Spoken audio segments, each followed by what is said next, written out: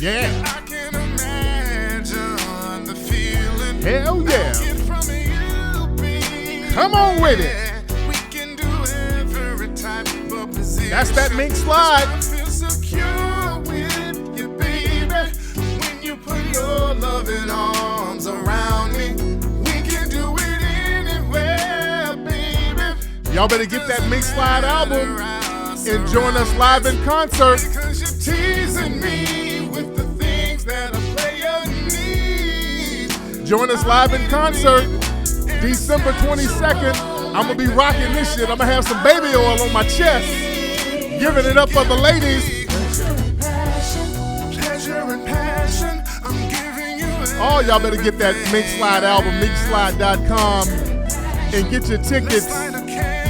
Get your tickets, ladies and gentlemen, at minkslide.com.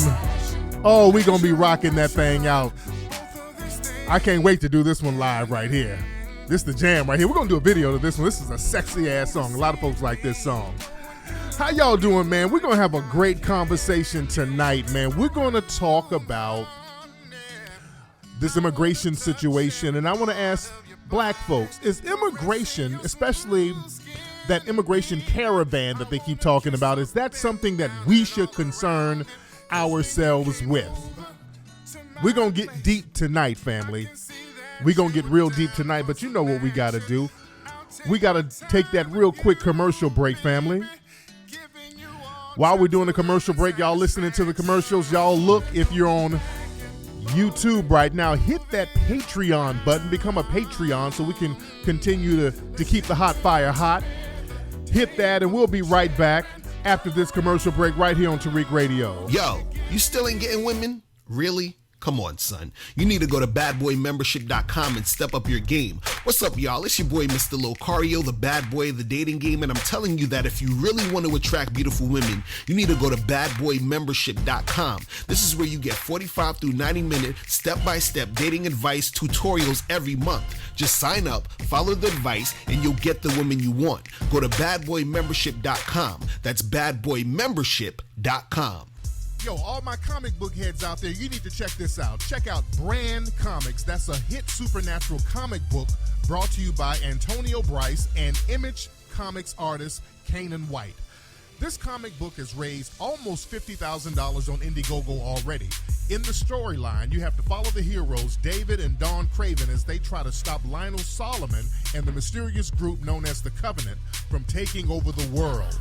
Find Brand in the comic section on Indiegogo or visit ikaripress.com to go directly to the page. That's IKARI press.com.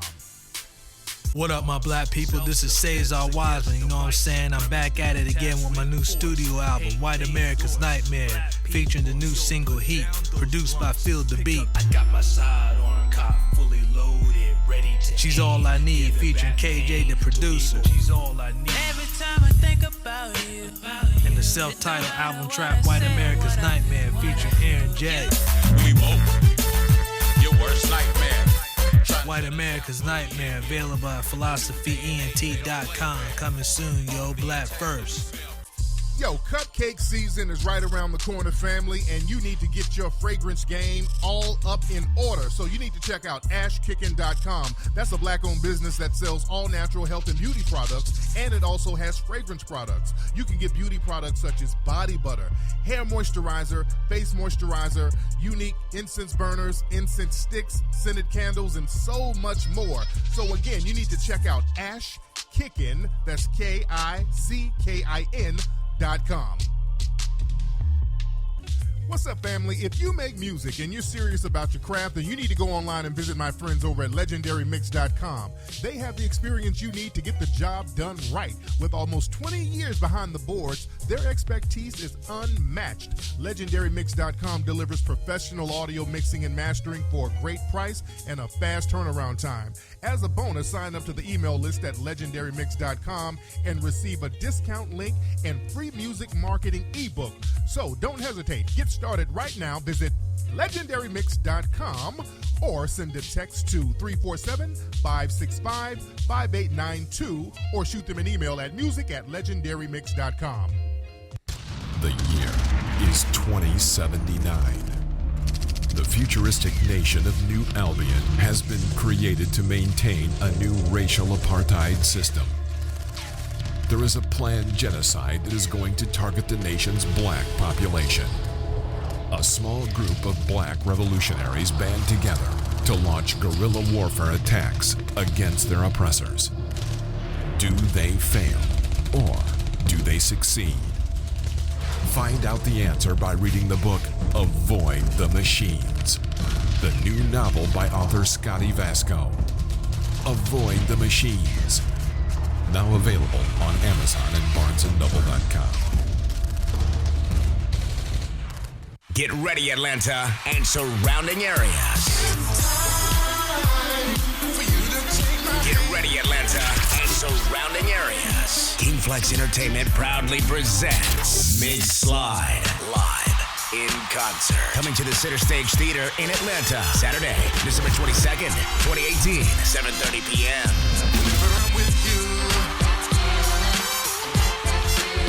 Mink Slide is bringing the funk party to Atlanta, performing songs from their critically acclaimed album, Egyptian Musk.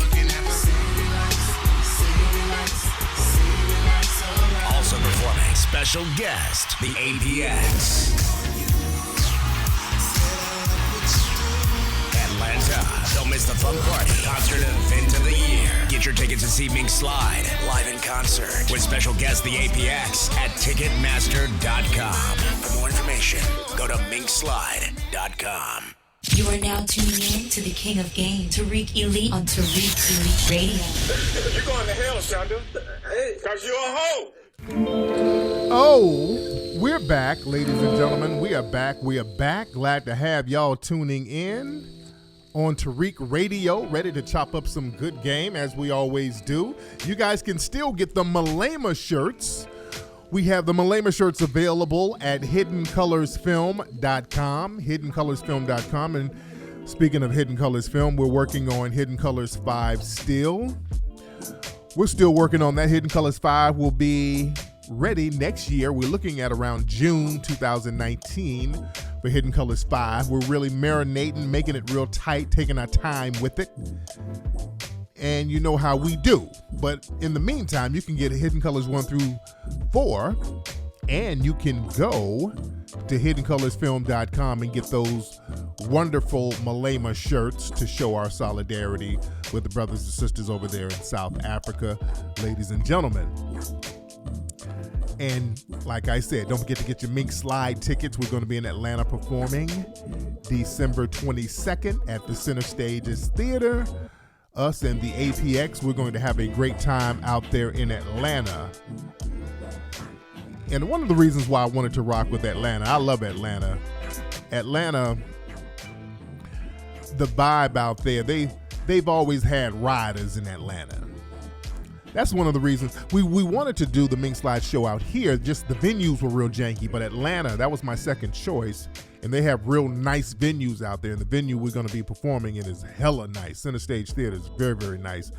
And I love the energy in Atlanta, brothers, because Atlanta, them niggas about that life down in Atlanta. They've always been about that life. You know, I moved down to Atlanta for a couple of years in the 90s because I fell in love with the vibe of the people down there.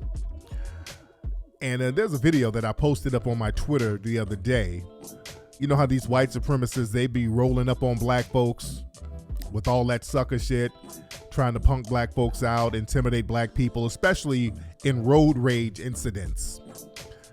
And I got a video from down in Atlanta where this white supremacist was rolling up on this brother trying to get some road rage bullshit popping, and that brother pulled that thing out on his ass. And then the white supremacist sped the hell off. Let me play the audio of that. If you follow me on Twitter, you can actually see the video of it. But let me play the audio of it. You dig? Hold on. This is the audio. Hold on. Where am I? Okay. Let me play the audio of it. And my computer act right. Here we go. This is the audio of this cat. Yeah. Do that shit again, I'll. Yeah, I don't give a fuck, nigga. I got one too. Pull your shit out, bust your ass. I'll shoot the shit out your ass, nigga. Fuck you talking about, nigga. I don't give a fuck about no gun, nigga. I got one too. Whole ass, nigga. What's up? What's up? What you trying to do? Yeah. Thought so. Puss ass, nigga. Fuck you talking about, nigga. Nigga act like that the only one with a strap. Whole ass. All right, so that's down in Atlanta. This redneck white supremacist tried to roll up on a brother. Understand something about Atlanta. This is what people got to get straight about Atlanta.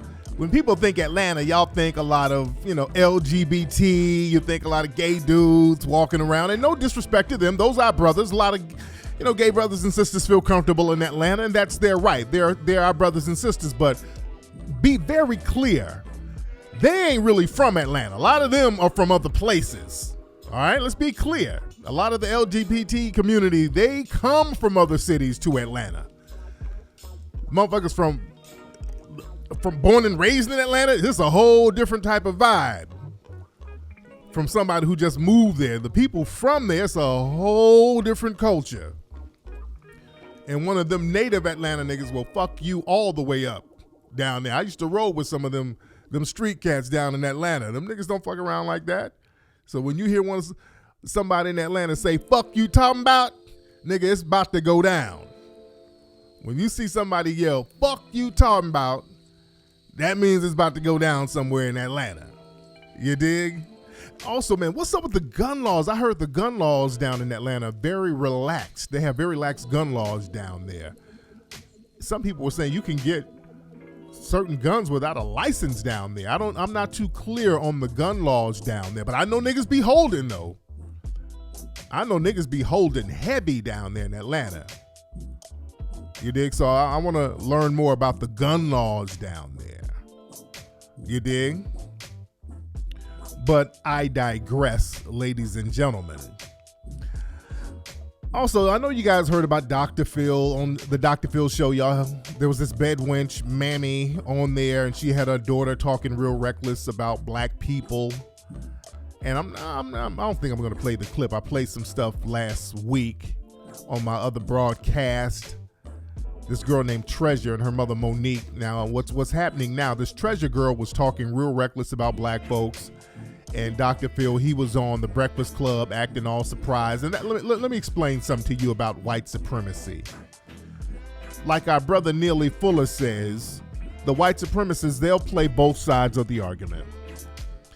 They'll sit up and create and orchestrate a situation where somebody's talking real reckless about black folks and then act like they're trying to stop it. So they had this black chick on here, this 16-year-old black girl saying vile shit about black people. Black people are stupid. Black people got big noses. Black people got big ears. Black people are ignorant. They loud. They ghetto. I mean, she every negative stereotype about black people that the Dr. Phil show and the producers allowed her to say. They elevated her to say all that vile shit. Understand it. And now the girl's sisters come out. One of the sisters came out and said that the girl is a fraud and they were just clout chasing and the Dr. Phil show is a fraud. They knew that these girls were frauding. So, there's a lot of stories going out countering what happened with that. But the fact that the Dr. Phil producers would put her on there and allow and orchestrate her to say all that, don't miss that. That's something that Dr. Phil and his producers orchestrated. Do you understand? I want y'all to be very clear on that. They orchestrate shit like that. They'll have a black person do the dirty work for them and act like they're all concerned and shocked that they're doing it. When you get on television, especially shows like that, they know what you're going to say before you say it. And clearly the girl was reading a teleprompter or something. They went over it with the producers on all the vile shit they're going to say about black folks. Black people are stupid, black people are dumb, and then Dr. Phil plays the whole fake concern. Oh my God, you can't say that. Why are you saying, this girl needs help. She needs an intervention. She needs help. But shut the fuck up, Dr. Phil. You ain't slick, Dr. Phil. Because you know what's interesting on that show, when she was saying all that vile shit about black people, the girl said, yeah, some people are just retarded. And then Dr. Phil said, hey, we can't say that now. And I'm like, wait a minute. So you draw the line at retarded. So now that's where you correct her and stop her when she says the word retarded. When she was saying all types of vile shit about black people are dumb, stupid, ignorant, loud, ghetto, big noses, big ears, stupid, black skin, fucked up hair. Oh my God, nothing. But she's like, oh, people are just retarded. Hey, we can't say that now. Don't miss that. White supremacists love playing both sides of the argument. Black people, you have to understand. Warfare is deception. Warfare is all about deception. This is why the white supremacists have mastered conquering the entire planet, because they become masters of deception.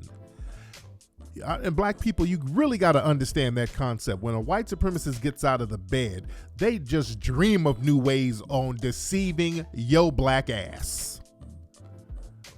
They live to deceive you. They come around you for deceit. They come up with cool, clever ways. That's part of white supremacist culture, deceiving non-whites. You dig? They love deceiving you. That's part of their culture, coming around you, running game, lying in your face, pretending to be one way and have another agenda. That's part of their culture. That's the art of war. They've mastered that. We got to give it up to them. And I tweeted this earlier. A white supremacist will get on a jury,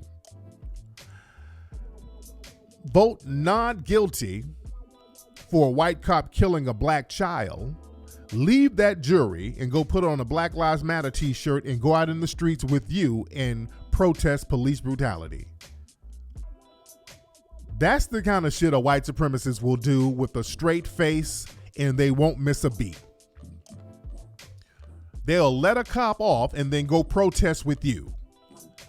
They do that all the time. If you understand that concept, then you'll start recognizing how to deal with white supremacy. You can't trust a white supremacist or suspected white supremacist for nothing. Black people think just because a white supremacist is up there hugging and rubbing on you that they're somehow different and they're somehow not deceptive. Because see, black people, we've learned how to become pets to the white supremacists, and they treat us like pets. They know how to make their pets happy. Just rub on them a little bit. Give them a couple of kibbles and bits. Give them a little water. Rub on them, tell them good boy. And niggas are like loyal pets. You're like loyal little hound dogs. You'll do whatever they tell you to do for years to come. Black people have created a culture of subjugation where we're comfortable with subjugation. We got to get out that shit. Because now that's going to be deadly because they're trying to wipe us out. See, we think that we're going to still be comfortable under that system of oppression where we're going to be second-class citizens. No, they're trying to wipe us out. So things we used to do in the past, we got to change our game. We got to step our game up, family. We got to change the game. And you got to understand this. We got to start weeding out the collaborators within black society.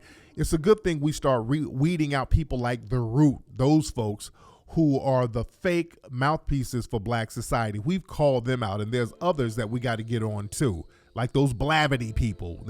And there's a hashtag or catchphrase, the Blavity Blacks. Blavity just put out an article the other day talking about that Nicki Minaj, Cardi B beef. One of the moist writers from Blavity put out an article talking about toxic masculinity is the cause of the Nicki Minaj, Cardi B beef. So they somehow flipped that to blame men. And reading the article, it's even more confusing. It's a very short article, and they just went through all types of stretches and flips of logic to justify blaming brothers. But we got to understand, this is the type of shit that we got to deal with out here. That old black media and that white controlled black media. See, we got to continue to neutralize them, and we're being very successful at it because their words don't mean nothing now. Their words mean nothing now. People are not taking them seriously. So this is why we have to control the narrative, because understand, people, black people, we are an abandoned class. We've been abandoned by not only our government, we've been abandoned by our law enforcement. We've been abandoned by the media. Not only have we been abandoned by them, they're actively against us. So we got to have a code, and we got to be really fearless. This whole cowardice thing ain't working. And other people, they're totally fine with us being attacked, with us being abused, with us being beaten. There's nobody that we can go tell on. There's nobody we can go tell. We can't, there's no big mama or big daddy that we can tell. We got to be the big mamas and the big daddies. See, we think just filming some shit is just going to be enough. We're going to film them and go tell white mommy and white daddy. White mommy and white daddy don't give a fuck. There's nobody to tell. We're running out of people to tell. Nobody cares. They're actively okay with us being abused. And they turn a blind eye to all of these white supremacists and these white extremists festering all over the internet. They're perfectly fine with it until these white supremacists start attacking non-black people, which is what they did this week. Well, last week. You know, there was a big mass shooting at a synagogue out there in Pennsylvania. And now, after that synagogue shooting, certain white supremacist websites are being targeted, like Gab. They started to demonetize that site. That representative out of Iowa, Steve King, some of his sponsors, they're dropping him now because of his white supremacist rhetoric. Do y'all know how many years I've been tweeting about Steve King? I want y'all to go to Twitter and do a search on my name and Steve King. I've been exposing this dude's anti-black white supremacist racism for at least 3 or 4 years. They've been knew about this guy's racist ass white supremacist views. I've been calling that dude out for years. And now all of a sudden, when non-black people are getting shot and targeted, all of a sudden, now he's a problem. Also, speaking of death, another brother out there in Ferguson got lynched, from what I understand. They found a brother hanging, and he was the son of an activist out there. You notice all these Ferguson activists were being targeted and killed. This is about the 5th activist from Ferguson that's been killed. Do y'all know that? These are not suicides. A lot of these activists are being killed because a lot of us went out there and we got certain people out of office. We got a few things changed around. We didn't get Darren Wilson charged, but on the political landscape, we changed a lot of things around. We had something called campaign recall from Mike. We had that out there, had a town hall meeting, had politicians out there that I was working with. Some of them came through the town hall meeting. And we got to understand, when we start getting certain people out of office and getting folks removed and getting things changed around and getting police chiefs out of the paint, we got to still understand that you got to protect yourself. Because these white supremacists are vengeful. They're very vengeful people, man. They'll take revenge out on certain people. So we got to be on code, and we got to be on our P's and Q's at all times. But we got to understand this. Right after that synagogue shooting, a lot of people were talking about anti-Semitism. People low-key, they lightly talked about some of the white supremacists, but they still tried to lone wolf the guy who did it. They tried to make him a lone wolf instead of looking at the bigger picture of white supremacist sleeper cells all over the place. So a lot of people in the media, they did something very cowardly, and I want y'all to really peep how they did this. Do y'all know they started blaming Farrakhan? They tried to get a wave going in the media where they're all going to start blaming Farrakhan. They start talking about, well, people like Farrakhan with his anti-Semitic rhetoric, that contributes to stuff like this. Are you insane? Y'all, that was cowardly as hell for them to try to blame Farrakhan. The Nation of Islam has never, ever, or Farrakhan, they've never, ever targeted any groups for any kind of violence, ever.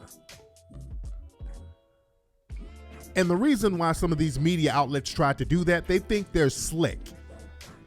They tried to do that because if you start looking at all these white supremacist alt-right cats, the roads are going to lead back to these media outlets, because many of these alt-right dudes work for some of the mainstream media outlets. Do y'all know that?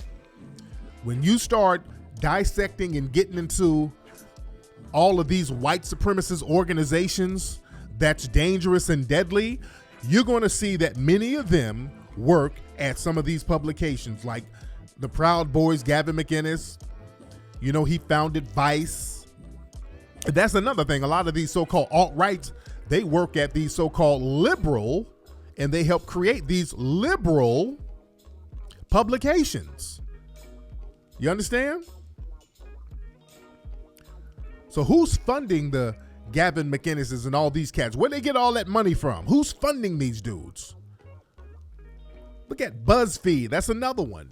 BuzzFeed, you had people like Baked Alaska working at BuzzFeed. Baked Alaska is a very dangerous white supremacist.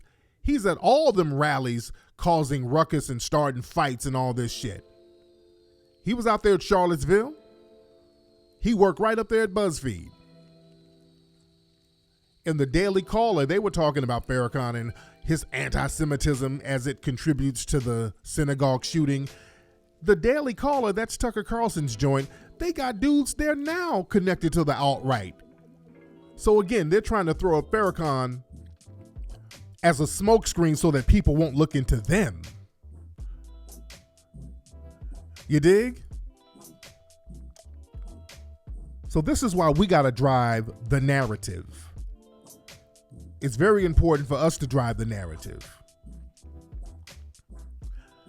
because people know now you're going to get the real deal over here. People know now that we got a grassroots movement going on, and we've delegitimized a lot of the Blabbity Blacks, the Roots Negroes, the Ebony crowd. They're completely delegitimized. The Rollins, all of these people, black society don't take them seriously no more. And all of these puppets that the white supremacists try to trot out as black leaders, they know deep down black people are not really rocking with them. And now it's election season. They're trying to scam black people back into voting. They're trying to run the con game on us. They're trying to galvanize the black vote on a grassroots level. They want the young black voters. See, they want that same momentum that was for Obama. They're trying to recreate that, but a lot of young folks ain't really feeling them. So they're trying to go to thought leaders. But who are the thought leaders? Thought leaders are people like me and others like me. And I'm not saying that to brag. I'm telling you from facts. I got an email the other day from some people connected to Rock the Vote. Now, Rock the Vote, they said that they're a nonpartisan organization that tries to get people to vote. I got an email from them. I got an email from the people connected with Rock the Vote, and they wanted me to work with them to get people to vote. They wanted me to use my social media platform because they see that I have influence. This is what they're telling me. They were telling me they've been watching. They know. This is why I'm telling you. They watch you. They watch us. And they were asking me to use my influence to get everybody out to vote, to get black crowd out to vote. And I emailed them back. And I said, who has a black agenda? Straight up, who has a black agenda? Then they emailed me back doing some splaining. They emailed me back splaining, kind of talking in circles, talking about how there's several black people running for office around the country. I'm like, okay, and there's the Stacey Abrams, there's the brother down in Florida. Okay, and Where's that black agenda? I'm not hearing nothing about no black agenda. You understand? And I'm not going to tell nobody to vote unless there's a black agenda, unless somebody's speaking directly to black people. Let's be very, very clear. And I'm going to tell y'all, like I told y'all when Trump was running the first time, we shouldn't vote if nobody's going to have an agenda. Let Trump win. And there's some niggas out here, there's a lot of people who actually blame me for Trump winning because I had a whole campaign telling people, black folks, not to vote. And people are like, man, there's people like you, Tariq, man. You got Trump in office telling black people not to vote. Man, what the hell? What the hell you talking about? What has happened to us that didn't happen under Obama? Let me read the thing from the people who's clicked in with Rock the Vote. They were like, they emailed me. I emailed them back. I said, I'm willing to hear from a politician who will actually do something for the black voter. They said, thanks for getting back with me. I totally agree with you. And politicians in general, one way to get at your concern is to make sure elected officials reflect the diversity of the country. Luckily, this year, there's 468 black female candidates running for office, more black men as well, but I don't have the exact numbers. This is them saying it. Incumbents are hoping that we all stand down and don't vote in the midterms. You have the power to inspire people. One message you could go with is simply encouraging people to vote, but no. I'm not voting just because there's a bunch of black people running. What's their agenda? See, this is the thing now. They keep talking about, well, there's a bunch of black people voting and there's some black women voting too. Okay. And what are these black people going to do? See, we're not going to fall for the banana in the tailpipe just because a black face is up there and we're going to automatically vote for the black face because it's a black face. If that's the case, we can vote for Sheriff Clark. If that's the damn case, all black faces are not for black people. Who's funding that black face? Who's putting money behind that black person? Who's controlling that person's agenda? Are they willing to do something for the vote that we give them? We're going to have to be on that right now. We got to be hard body on that. Yeah, Hillary Clinton, she just did some interview where she made a little racist joke. They said something about Eric Holder and Cory Booker, and they got them mixed up, and Hillary said, oh, no, it's okay. They all look alike. So she can't even hide her racism. That's why black people aren't fucking with her. So that's what y'all want us to vote for? We're going to have a hard line and say, hey, look, if y'all don't have an agenda for us, for black people, we're just not going to rock with you. And earlier today, the word Willie Horton was trending today because there was an anti-immigration ad that the Trump administration put out, going in on the immigrants coming over, like some scare tactics for, the Fox News crowd. And people were comparing that to the Willie Horton ad from the 80s, where there's a brother named Willie Horton. They ran an ad talking about Willie Horton got out of jail. He's black and scary. He killed 2 white people, so vote for us. So what they were trying to do is latch on this immigration thing to the black thing, to anti-black racism. They're trying to compare it, this immigration thing, to anti-black racism, so that black people can be galvanized to support the immigration thing against Trump. I'm saying this as far as the immigration thing, because the Stacey Abrams, if you look at her site, she's talking about how she's going to be for immigration. She's going to be for LGBT rights. I mean, that's specifically on her website. She ain't saying shit about black folks. My brother down in Florida, I like the brother. He seems cool.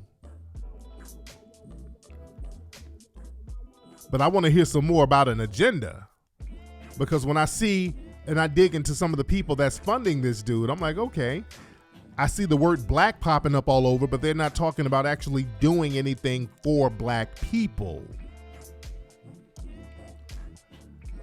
And my thing about the immigrants coming over with that whole caravan, they keep talking about a whole caravan of people coming from South America and they're trying to get over here. I'm not too crazy about them coming over. I don't like to see nobody mistreated. Don't like to see that at all. You know, I'm a human being, but I'm a black person first. And I want to look out for the interest of black people first.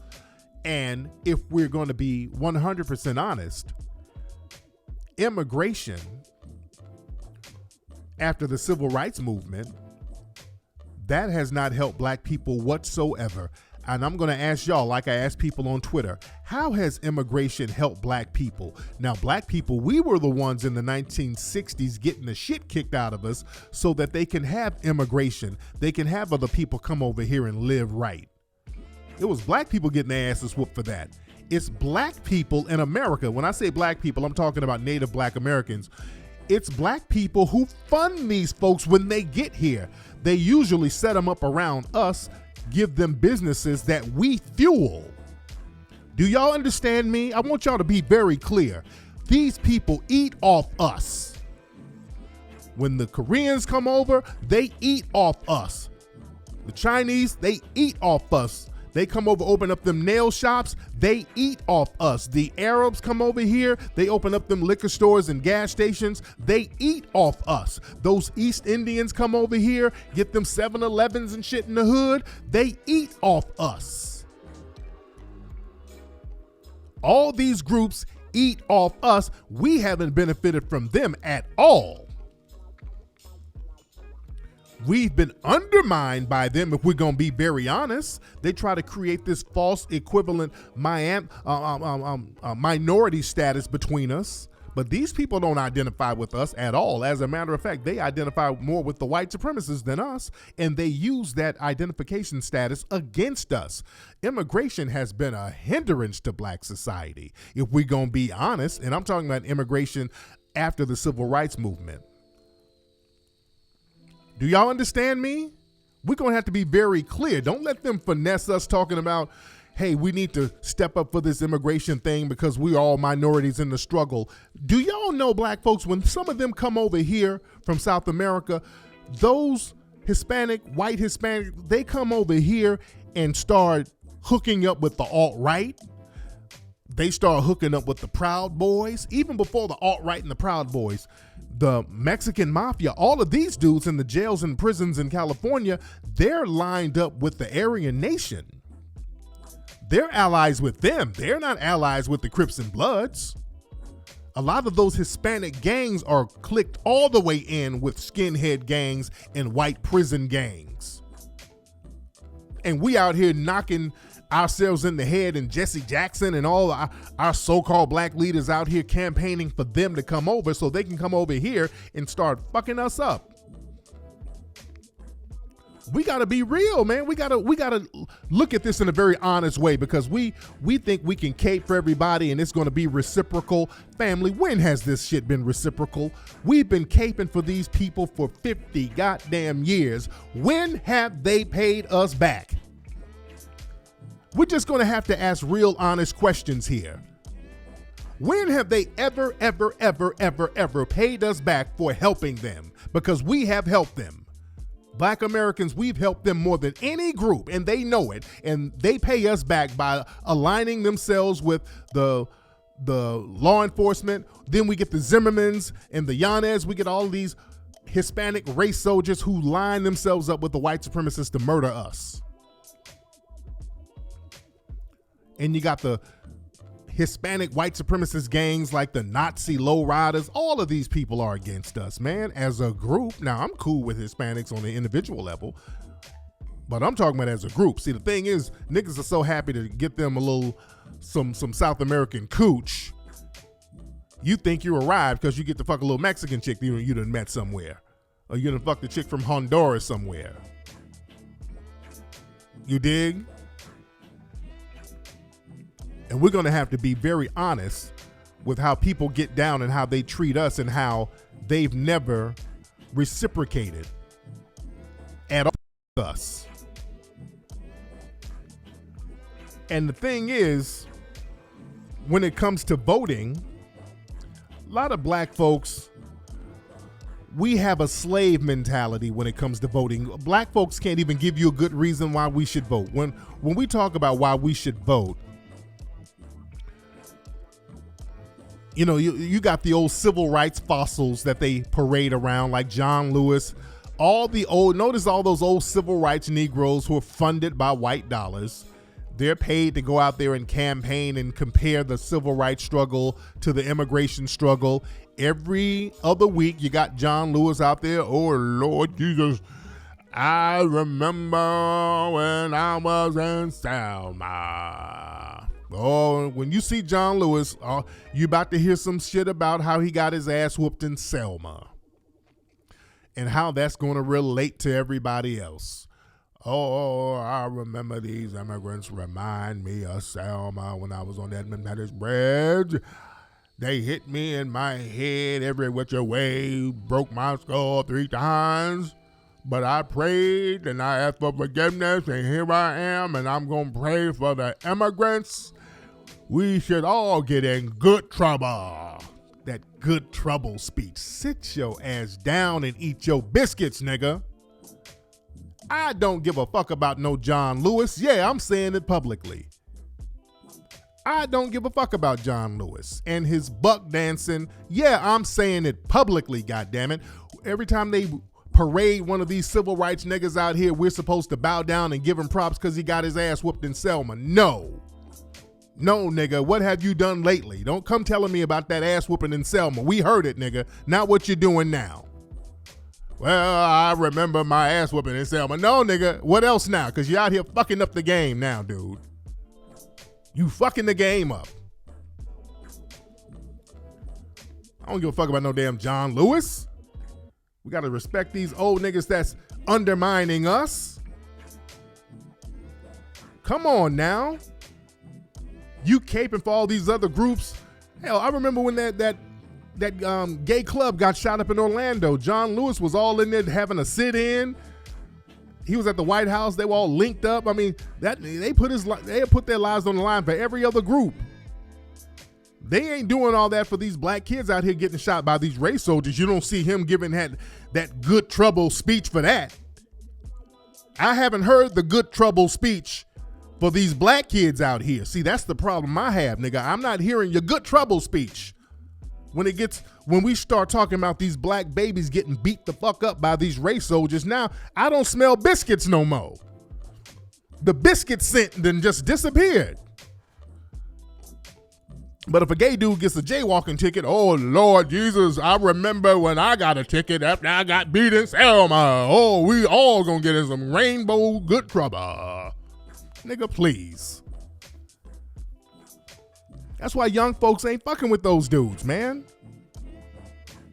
That's why young folks ain't rocking with those dudes. That's why they want to come to us to get people to galvanize the vote. And we ain't going to do nothing until you have a black agenda on the table. You're going to have to get a black agenda on that table. All that shit, we can't say nothing. The white people going to get mad. Well, fuck it then. We ain't going to vote for you. If you worried about somebody getting mad, we don't need to vote for you. But when it comes to black people voting, and I've asked this on Twitter, what are y'all voting for? Nobody has a black agenda, so what you voting for? Black people, you can't even give a good reason why you're voting. Usually it's some intangible, symbolic bullshit. It's always symbolic and it's always intangible. And usually it's one of 3 things when you ask somebody why they gonna vote. Black, when you ask a black person why they gonna vote, they gonna say, because my grandma and my ancestors fought for the right to vote. Okay, that's bullshit, empty ass symbolisms. I'm just gonna do some shit because I've been doing it for so long. It's a tradition. It's a tradition to shuffle on down there to the voting booth. Lord Jesus, thank you, Dr. Martin Luther King. It's symbolisms. We just do shit out of symbolisms. We got to get off symbolisms. We got to start doing things that are practical. That's a very big problem black people do. We just do shit even when it has no practical current value. Just like the food we eat. We still eat shit from slavery. Like, we shouldn't even be eating no damn chitlins. The only reason niggas ate chitlins because they didn't have nothing else to eat. So niggas, I love me some chitlins. Lord Jesus, give me the hot sauce. We just do shit just because we've been doing it so long. I'm just going to keep on doing it. And that's just the way I am. That's slave talk. I'm just stuck in my ways. That's slave talk. I's going to be a slave forever, so I's just going to keep on doing what I'm doing. That's slave talk. Do you understand? So that's one reason we vote. Negroes vote because of symbolic reasons. Another reason they vote because they don't want the other guy to win. They think the other guy is more racist than the Democrats. I don't want the GOP to win. If we don't vote, that means Trump gonna win. If we don't vote, that means a racist gonna be in there. Niggas, do y'all understand? More black people were killed under Obama than any other time in this country. Do you understand that? More black people were killed by these race soldiers under Obama more than any other time, even during the civil rights and the Jim Crow era. Black folks weren't slaughtered like that. We were slaughtered under Obama, and that was the most we voted. Black people came out in historic records to vote for Obama, and under Obama, we got slaughtered in historic numbers. Do y'all understand that? We're going to have to come to terms with that. Come to terms with that, family. So it don't matter if the GOP wins or whatever. That's a good thing because it's open white supremacy. It's not going to be white supremacy with a black face, which is what we got with Obama. Obama, he's out of office and he still don't say shit for black folks. When that synagogue got shot up, Obama popped up out of nowhere. When that synagogue got shot up, Obama's been all over the place. Oh, that was horrible. Oh, whoever did that, oh, you're going to get punished. I mean, he just popped up out of nowhere. I'm like, damn, Obama, where you been, player? All these black folks getting shot, he ain't saying shit. And understand, all those blue laws, Obama was signing all them blue laws where you protect the police instead of punishing them. Obama was signing all that shit. Come on, man. We got to just start being honest and understand when we got duped, when we got fucked over, and understand how not to get fucked over and duped again. We got to start being smart, people. Stop being symbolic. And the third reason black people vote is because these are only the three reasons, because your grandparents did it, because the GOP, you don't want the GOP to win, and also we think we're going to get some trickle down benefits. And that's another thing. Niggas start talking this trickle down shit. Hey, black person, why you voting? Well, I want health care, and you know that we'll benefit from some health care. Let's trickle down. Let's give something to everybody, and we'll get the trickle down crumbs from it. Why you voting? Well, we're going to get some school funding, and everybody's going to get some of that, and that's going to trickle down to me. That's coon talk. It's like, everybody going to eat. Let me just get some crumbs off everybody's table. Let's lift every boat, and hopefully I'll get something out of it. That's trickle down shit. That's more slave talk.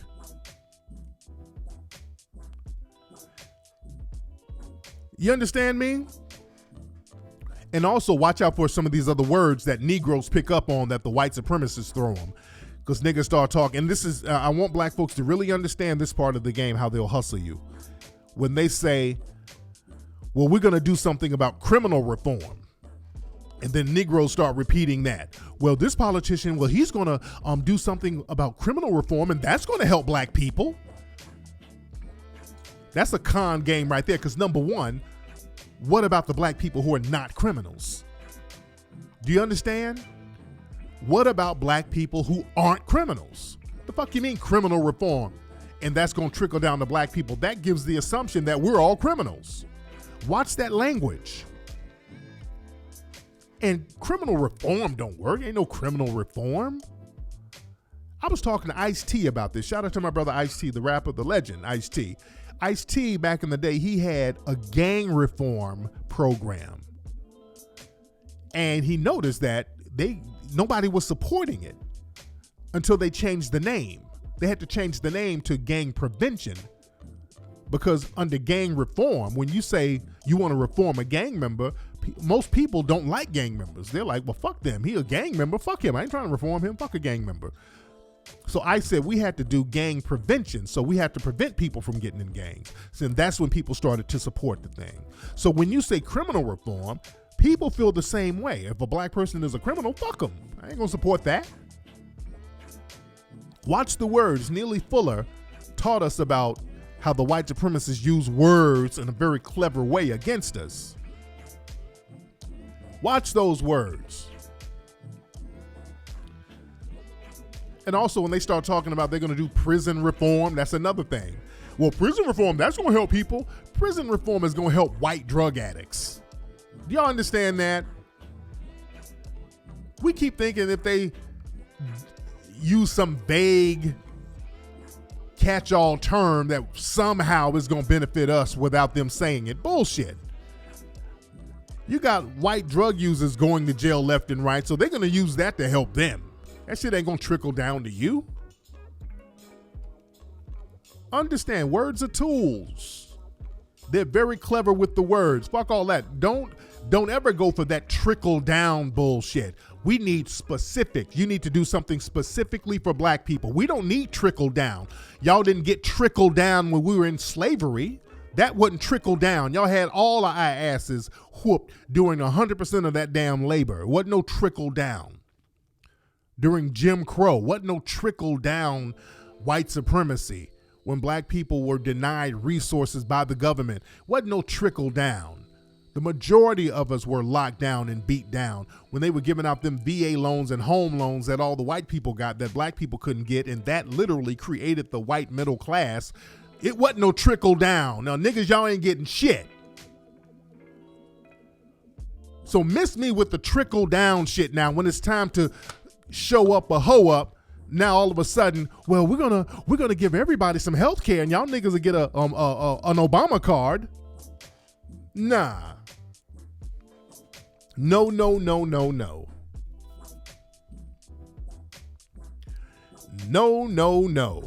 Yeah, them racist GI bills. Y'all know the white middle class, when they start talking about all that government welfare bullshit, that's a con game. The Republicans like talking all that. Well, the Democrats, they create a welfare state. You know, people living off the government. Do y'all understand the white supremacists have lived off the government for 500 fucking years?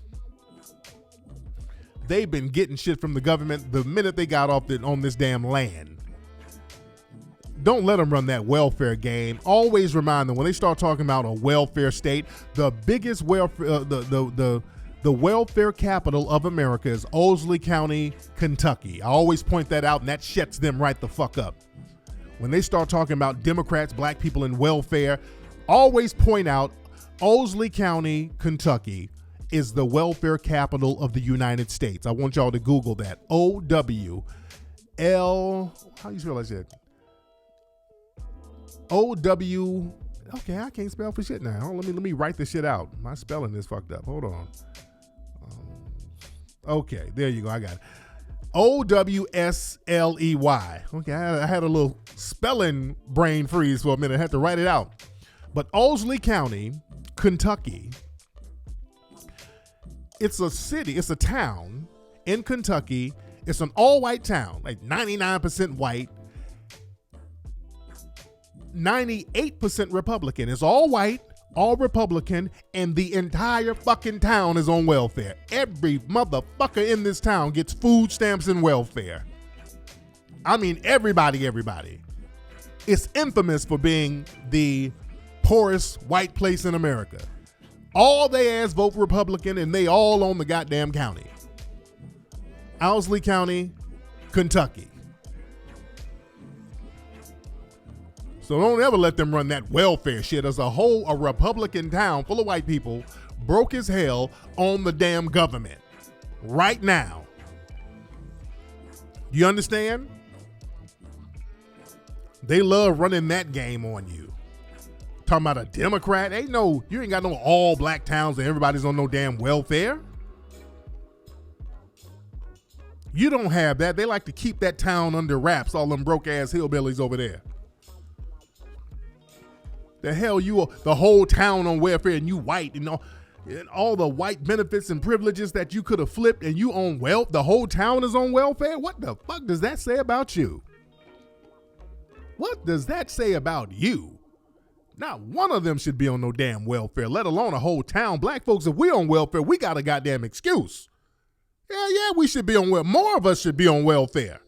Hell, people who have been enslaved, Jim Crow, your resources have been taken away from you. You had white supremacist laws taking your resources, depriving you of resources. So yeah, a couple of niggas on the county. Yeah, of course. Who wouldn't be under those circumstances? How a whole goddamn town on welfare though? And you white and you've had every law and benefit in your favor. You understand? The whole town. Look that up. Not some of them. The entire town is on welfare.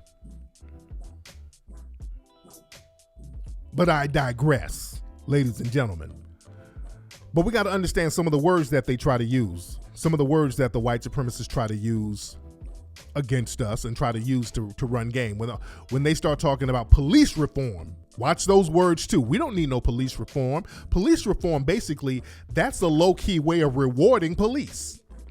When you start talking about how police are slaughtering black people, they start talking that, well, we need police reform, meaning we need to train them better. We need to give them more money to train them better. We need to spend money to take the police to the African American History Museum to show them how good black people are. That's a fucking con game. That is a major con game they run on us. Don't ever go for that. You need police punishment. You need get tough laws on police corruption. You need anti-police corruption laws where they're going to be punished for killing people on a racial basis like they're doing. Don't let them run that police reform game on you. So when people talk about what black folks need, what they need to do, they need to allocate resources for black businesses. They have the resources for that. If they got the resources for all these damn prisons and all this other nonsense, they could allocate resources for black businesses, not minority. Don't let them trip you up with that minority garbage, because that's what they'll try to do. Well, there's minority businesses, and no. No,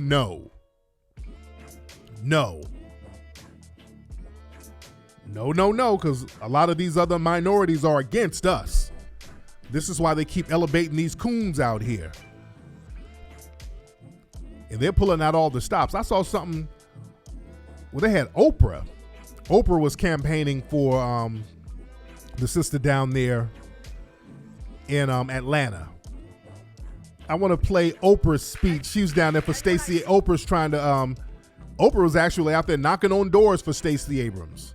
Oprah is out there campaigning heavy down there in Georgia, knocking on doors, campaigning for Stacey Abrams. And this is Oprah talking about why we should vote for Stacey Abrams and, talking about why black folks should vote. Stand in the polls. I do what Maya Angelou says. I come as one, but I stand as 10,000.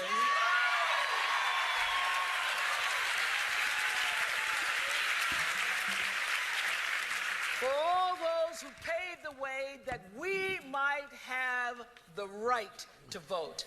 And for anybody here who has an ancestor who didn't have the right to vote, and you are choosing not to vote wherever you are in this state, in this country, you are dishonoring your family. Oh, here they go. You better vote because your ancestors did. You are disrespecting and disregarding their legacy, their suffering and their dreams when you don't vote. They're suffering. Oh, I was on the Edmund Pettit Bridge. Oh, I got my head beat. Oh, they suffered. I suffered. Oh, we got to vote because they got beat up in Selma. That's the whole, your ancestors vote. If they fought for the right to vote, you got to vote for them. They suffered. They got beat up on the Edmund Pettus Bridge in Selma. That's a Selma speech. That's another damn Selma speech. You understand? Nobody can give a practical reason why. Nobody can give a practical reason why we should get out there and vote. Nobody can give a practical reason.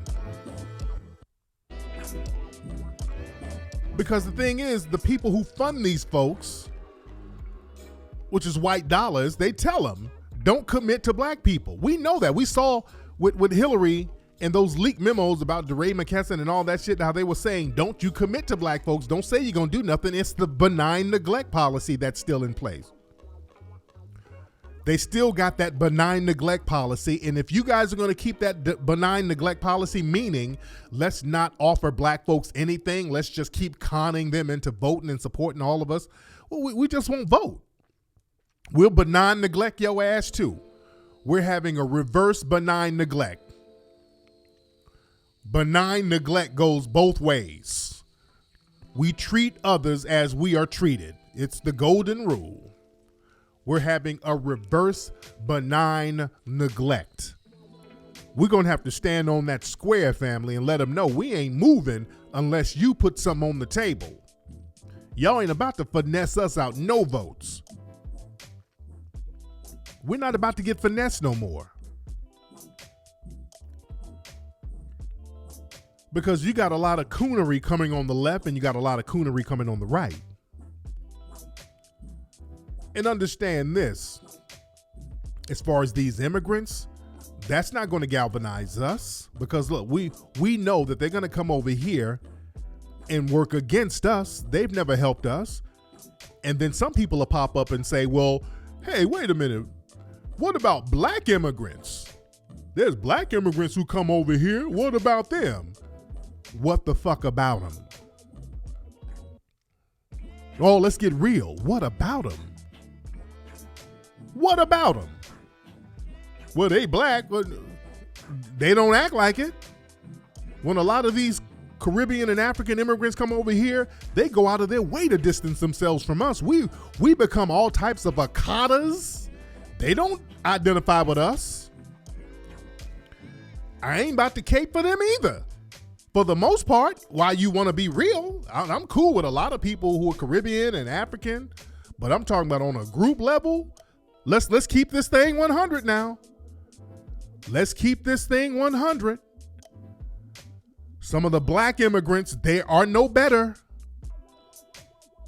Some of the black immigrants are no better. I understand all victims of white supremacy are equal, but understand, some of these black immigrants come over here, they are team white supremacy all day. You ain't seen no bedwenching until you seen one of these Caribbean or African bedwenches. These first and second generation ones, let me tell you something. Look at in the media. They usually hire those Caribbean and African immigrants to work in liberal media and even right-wing media. But they hire many of them to work in media to represent the voice of black people, and they're not even from here. There's a very good reason why they do that. The white supremacists just don't do shit to be doing it. The white supremacists, they know they're Negroes. They know what Negroes to get from where to do certain jobs. They've always known that. They've known that during slavery. They knew where to go to get certain people out of Africa to do certain jobs. They knew to bring certain slaves to South Carolina from the rice coast of Africa because they wanted to cultivate rice. They knew that people over there had skills in cultivating rice for thousands of years. So those are the people who they would get. People who could cultivate wheat, who could cultivate other crops. They knew where to go in certain parts of Africa to bring them into certain parts of the country. So they know they're Negroes. They know they're Negroes, and they know where to get them from. They know where not to get them from. They know certain Negroes were a little bit too rowdy. Like, hey, don't bring me no Angolan Negro. Don't bring me no nigga from there. Them niggas are rough. Bring me some submissive niggas from over here from this tribe. They know. So don't bring me none of them Amazon women. They whoop motherfuckers' asses. Don't bring none of them. Bring me something from over here. They know. They know. They study your history more than you. They know your history more than you. And they know how to get Negroes from certain African countries and certain Caribbean countries, and they know how to hold that green card over them. They know how to vet them niggas, and they know when they come over here, they let them know, hey, don't you get with them African Americans if you want this green card. Don't you get with these African Americans. Don't you act up over here now. We're going to send you back to that village where ain't no water. So you better come over here and act right. So now you got niggas over here looking like us, and they done learned the language a little bit. And they got a choice. Throw your ass under the bus or go back to that village with no water. So they'll do anything that white mommy and white daddy tell them. You better understand. They come over here and throw us all the way under the bus. Somebody in the chat room pointed something out. Recently, on BuzzFeed did an article, and I just told y'all about BuzzFeed earlier. They try to be all liberal and all this shit, and BuzzFeed did this article. They were talking about how come all of these rappers are not held accountable for their sexual assault. I said, wait a minute. Even before I saw the author of that, I said, first of all, they either got a gay black dude or some bedwench mammy from the Caribbean or Africa to write this story. I already knew just from the headlines. I already knew. When you see BuzzFeed, Huffington Post, one of these publications, and they got an article talking about how black rappers are bad, black men are this, black people are that, black Americans this, but I can almost 9 times out of 10, it's an African or Caribbean writer or a gay black writer who wrote that shit. They get their minions. Sure enough, I looked her up. It's a chick, an immigrant from Kenya, who wrote that bullshit. And she got help with the article from another immigrant from Nigeria. All of them working up there at BuzzFeed. You understand? I already knew that I said that smells like jollof. I smell it. I can smell the fufu.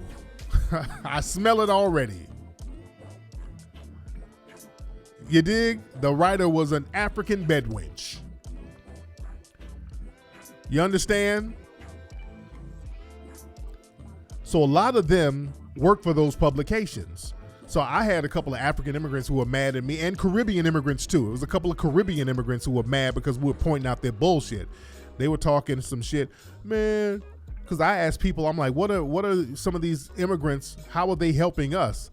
And some nigga popped up talking about, well, Marcus Garvey, he was an immigrant. He influenced black people. Malcolm X's mom, they were immigrants.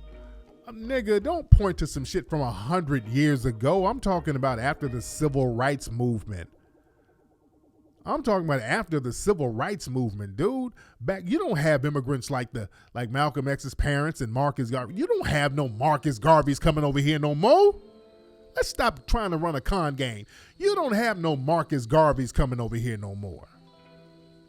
They vet niggas. That's why they vet you. They ain't trying to have no cats coming over here influencing like that again. They vet you. They vet the shit out of you. They gonna make sure you ain't gonna come over here and stir up the pot. You understand? They make sure when you come over here, you gonna ride that coon train heavy.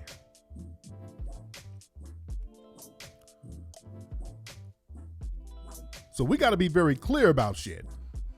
And we gotta understand when we have enemies who look like us.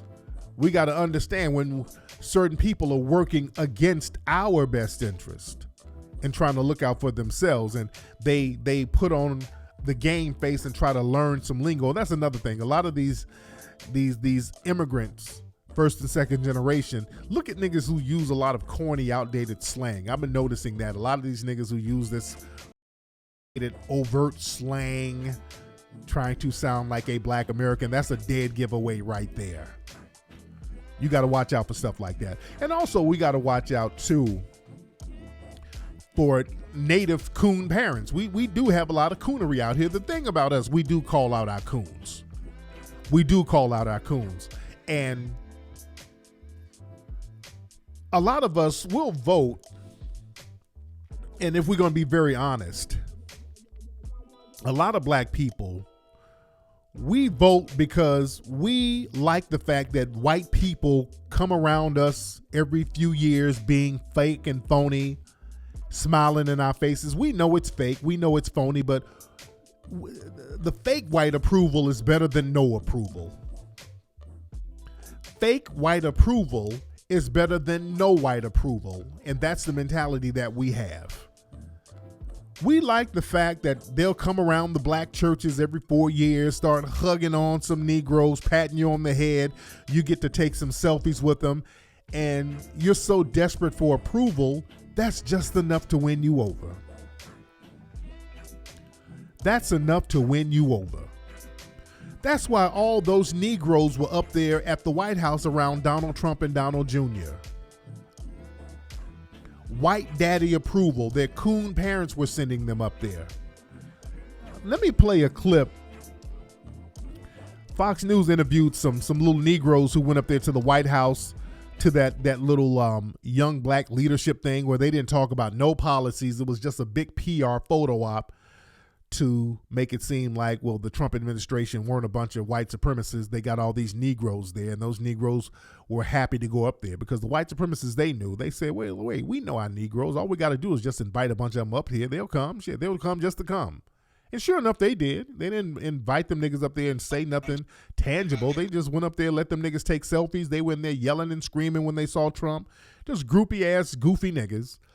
But they had these two young sisters on Fox News, and I say sisters with quotations, and some old slave-looking Negro, I don't know who he is.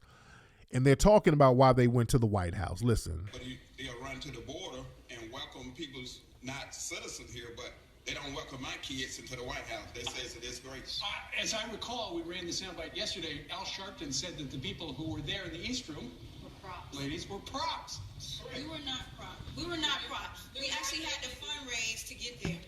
We were not props at all. We love our president. We love our country, and it's America first. Tell me about how you raised the money to go to the White House. We went on a GoFundMe, and we shared it for our friends. And we had to buy plane tickets. We had to get nice clothes to go to the White House. And we actually had to buy our MAGA hats. And thank God that President Trump signed my MAGA hat. Oh, the coon laugh. These are young baby coons. These are young little old baby coons talking.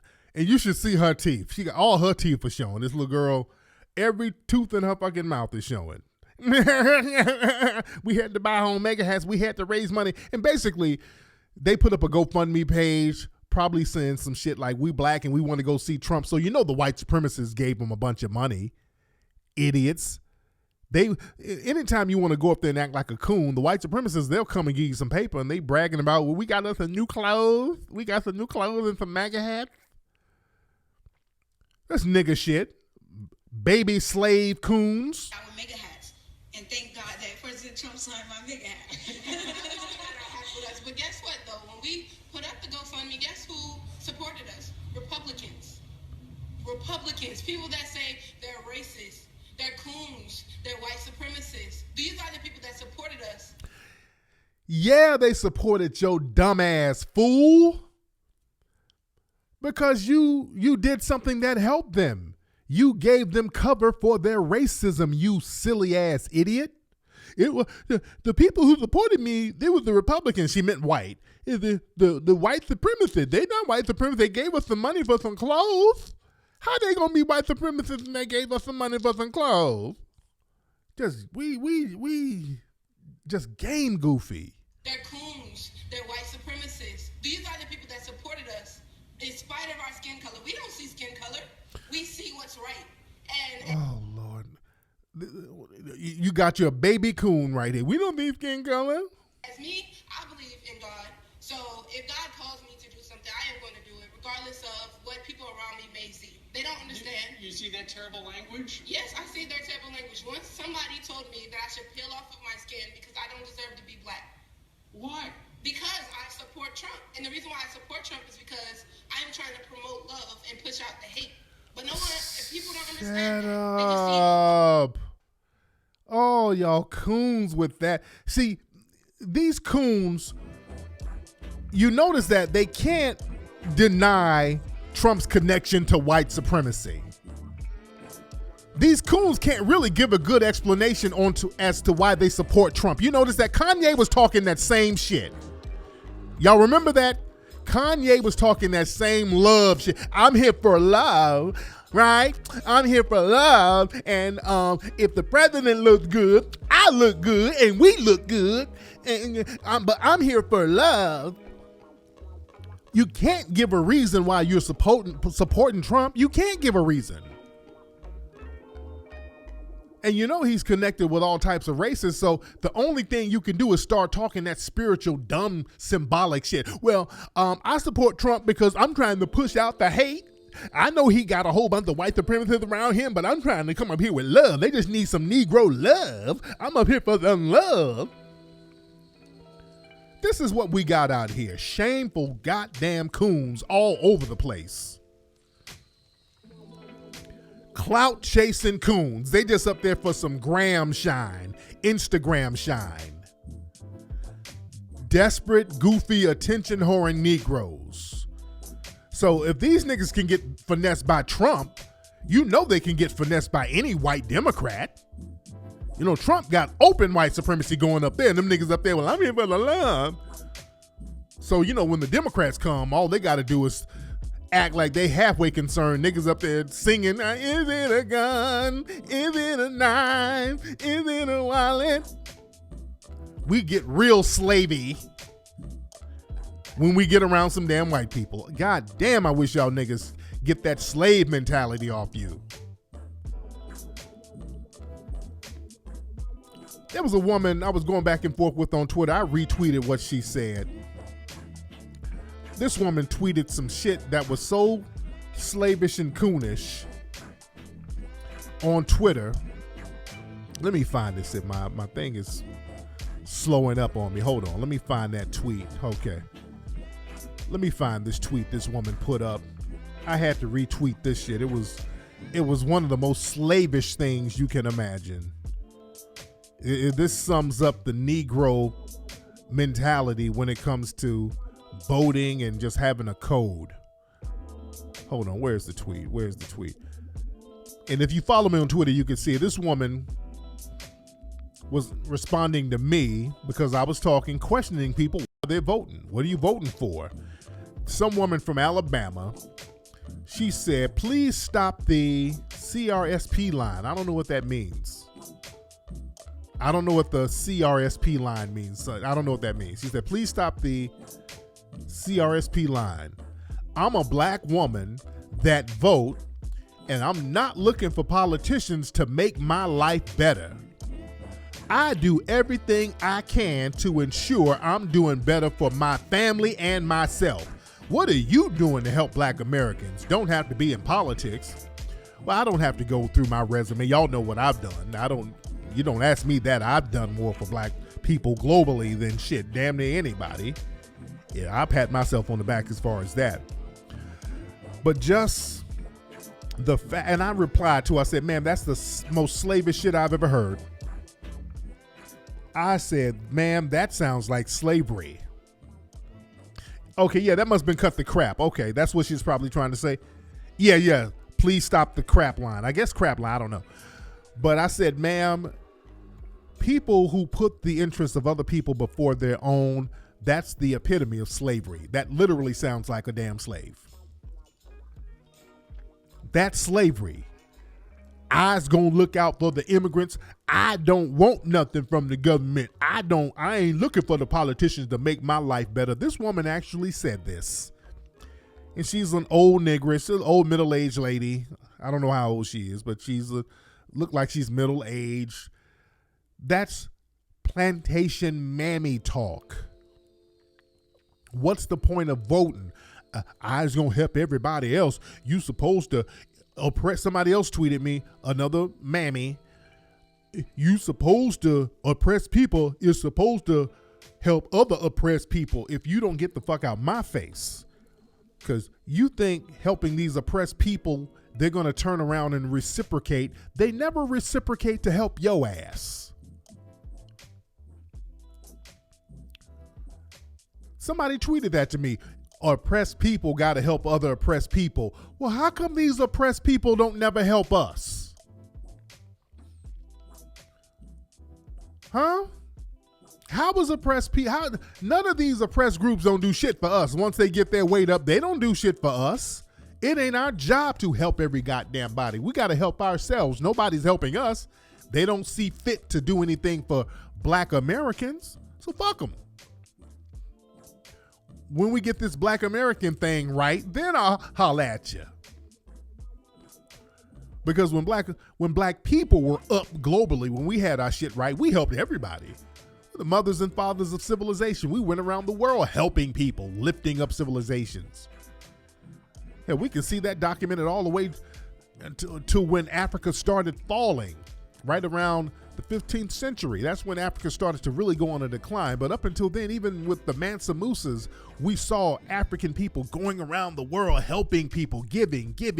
We got it all. We'll give it to you. We ain't got no problem sharing. We Africans. We got just an abundance here. We have no problem. We've always helped other people. But we got to learn when we're going to have to help ourselves, and we can't give other people the strength to dominate us and subjugate us and control us. We got to start thinking like warriors. We got to start thinking like revolutionaries. It's black Americans first, then black globally. See, we got to get this shit right here. Because globally, like I always make the connection, the whole planet is a plantation. All the other black countries, those are the field Negroes, and over here, America is the big house. So we know how the game operates over here. You understand? Well, that's what it is. Anyway, man, let me get up out of here. It's been real. We had a great conversation tonight, ladies and gentlemen. Y'all get your Malema shirts at hiddencolorsfilm.com, ladies and gentlemen. Go to minkslide.com. Get your tickets to join us in Atlanta. December 22nd, we're going to have a ball in Atlanta. Get your tickets to join me and Mink Slide. Our concert down there is going to be off the chain. If you're in other cities, y'all need to fly into Atlanta and join us. We're going to have a great time. All right, family. Go to hiddencolorsfilm.com. Get your shirts. Get Hidden Colors 1, 2, 3, and 4. Ladies and gentlemen, and also look below if you're watching me live on YouTube. Hit that Patreon button.